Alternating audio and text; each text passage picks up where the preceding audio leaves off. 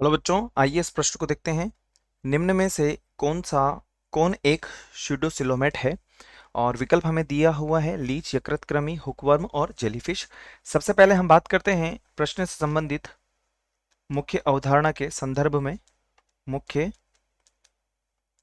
अवधारणा जो कि संबंधित होगी स्यूडोसिलोमेट से। अब यदि हम बात करते हैं सबसे पहले विकल्प ए के संदर्भ में, तो विकल्प ए हमें जो दिया हुआ है वो दिया हुआ है लीच। और लीच के बारे में यदि हम बात करें तो लीच क्या होता है? एक एनालिड होता है।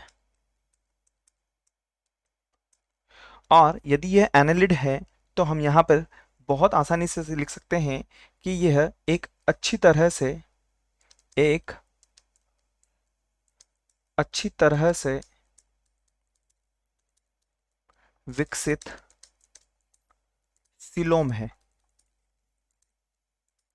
अर्थात विकल्प ए जो है वो हमारे प्रश्न की मुख्य अवधारणा की अनुपालना नहीं कर रहा है।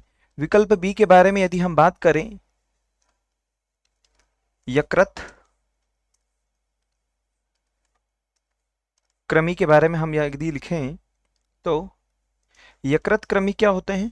यकृत क्रमी के बारे में यदि हम लिखें तो ये क्या होते हैं? एक तरीके से प्लेथेलमिंथिस होते हैं,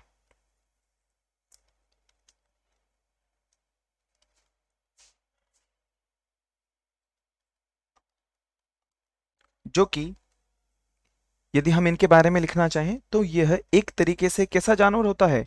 एक एको एलोमेट होते हैं।